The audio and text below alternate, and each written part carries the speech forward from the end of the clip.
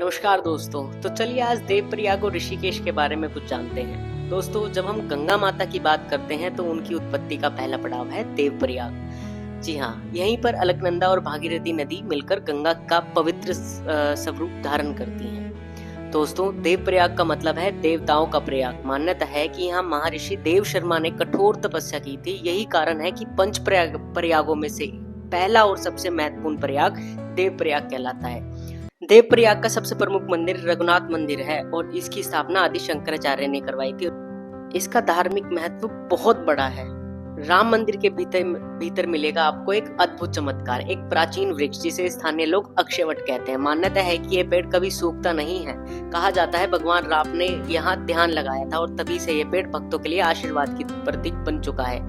मंदिर में भगवान श्री राम की मूर्ति विराजमान है।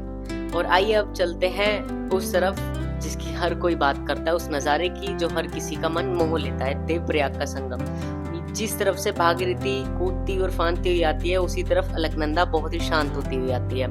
यह संगम इतना भव्य और दिव्य है कि इसे देखने मात्र से ही आत्मा को शांति मिल जाती है। भक्त यहाँ संगम स्नान कर अपने जीवन के पाप धोने और पुण्य कमाने आते हैं। दोस्तों, देवप्रयाग सिर्फ एक जगह नहीं है बल्कि आस्था, इतिहास और प्रकृति का संगम है।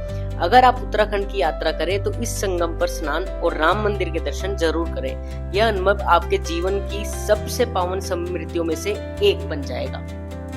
मगर इस महीने की आपदा में अलकनंदा का रुद्र रूप था और भागीरथी शांत थी, क्योंकि लोगों ने बहुत ज्यादा बुरा हाल कर दिया। ये बच्चे भी पीकर आए हुए थे और बात नहीं मान रहे थे। चलो अब चलते हैं हम ऋषिकेश की ओर। 9:30 बज रहे हैं रात के और देखते हैं अब कब पहुंचते हैं हम।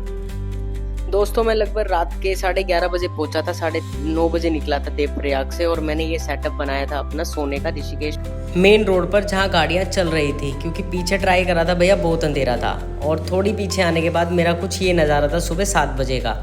ऋषिकेश की सुबह और शाम जितनी खूबसूरत है, दोपहर भी उतनी ही अद्भुत होती है। दोपहर की धूप में जब आप चारों ओर पहाड़ों की हरियाली देखते हो ना, तो लगता है मानो घाटियाँ अपने रहस्य आपके सामने खोल रही है। पक्षियों की आवाज़, मंदिर की घंटियाँ, गंगा जी की कलकल मिलकर एक अद्भुत सा संगीत बनाती है। यहाँ पे मैंने एक बन लिया, एक 10 रुपये की चाय ली और बढ़िया नज़ारे देखते हुए बढ़िया गच होया। उसके बाद साइड में आ गया गंगा कैफ़े के यहाँ पे।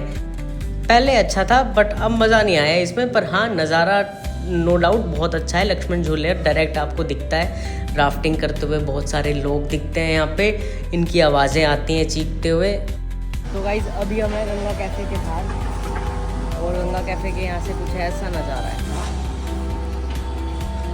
लोग नहा रहे हैं। सोच रहा हूँ ब्रेकफास्ट कहाँ करूँ कहाँ ना करूँ।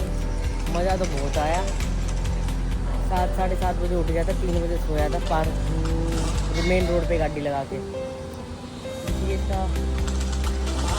अलग फन है, funny movement of the rafting.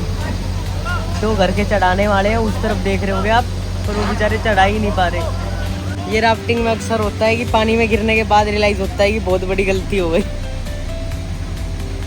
वो पहली बार का किस्सा याद आ गया। इतना एक्साइटेड था, मैं बोला मैं राफ्ट वाले से, मैं उस्ताद मारूं मच्छी। वो कह रहा ना ना ना ना भाई, at the end of the day तो उन्होंने कही ना मार मच्छी। मैं मार दी मच्छी भाई। विद इन 10 सेकेंड्स सारी आत्मा सुकड़ गई ठंड के मारे, सारे ऑर्गन सुकड़ गए ठंड के मारे। उसके बाद क्या कहते हैं, मैं भाई ऊपर उतार ले। कह रहा ना भाई अब तो मच्छी ही मार। बैंड तो कैसा ही था पक्का, उसने भी आधे घंटे पानी में रखा, पर मैं भी पक्का था। हम गए थे 7-8 जने। मेरे गिरने के बाद जैसे मैं पानी में टच हुआ ना, उसके अगले सेकंड में मेरे को रियलाइज़ हो गया कि जीवन की सबसे बड़ी गलती ये है। उस टाइम तक लेकिन आपके भाई ने चेहरे पे नहीं आनी थी बैंड की टाट। मेरे से पता नहीं किसने पूछा, ओए पानी ठंडा है? मैंने बड़ी देरी से मगा नहीं मच्छी मार दी। और पानी में आने के बाद उसने मेरी तरफ देखा और मैंने उसकी तरफ देखा। दोनों की अंडरस्टैंडिंग होगी आंखों में। तीसरे ने पूछा दूसरे वाले से, ओए पानी ठंडा है? मेरे साथ वो भी बड़ा कैड़ा जी करके, नहीं जितने आते गए उतने ही कैड़ा जी करके ना चेहरे में दिखा रहे ना बोल रहे। और भाई आखिरी भी कूद लिया ना, जब सब कापे, ओ भाई उठा ले, ओ भाई ये कर दे, ओ भाई वो कर दे। बड़ा फनी सीन था यार पहली बार राफ्टिंग का। ये गंगा कैफे वाला चाय भर के दे दी भाई, पूरा एक मक्का। इंटरेस्टिंग चीज़ दिखाता हूँ मैं आपको, ये ध्यान से देखो। ये जो तार दिख रहे हैं ना वर्टिकल शेप में, अब मैंने यार मैच भी सुनाती, इसके बीच में तो चलेंगे भाई ट्रैफिक, और इसके साइड में है चलेंगे लोग, इधर से और उधर से, दोनों तरफ से। और शीशे होंगे इसमें ना, शीशे होंगे और लोग चलेंगे साइड साइड में, और बीच में गाड़ियाँ चलेंगी। और अब वो देखो, वो द्वार है और ऊपर बन रहा है बद्रीनाथ का मंदिर। और इस तरफ है, इस तरफ जो बनेगा वो बनेगा क्या कहते हैं, केदारनाथ, उधर बद्रीनाथ। ये हो जाएगा पौड़ी गढ़वाल, वो हो जाएगा टिहरी गढ़वाल। बद्रीनाथ वाला शायद टिहरी गढ़वाल और केदारनाथ वाला शायद पौड़ी गढ़वाल। तो 5 साल तो हो गए इसे बनते बनते। अब मेरे ख्याल से 2026 तक कंप्लीट होगा ये। अब दिखिए मेरे को इस काम में तेजी।